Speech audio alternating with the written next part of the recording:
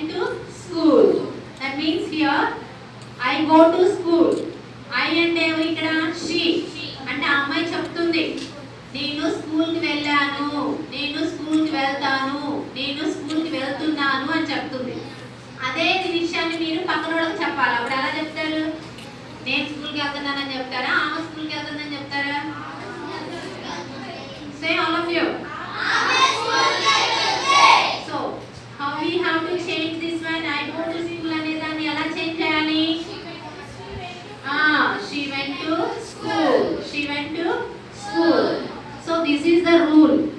If it is given in simple present tense, if the direct, indirect, direct speech loan is simple present tense unte, we have to change that one into simple past.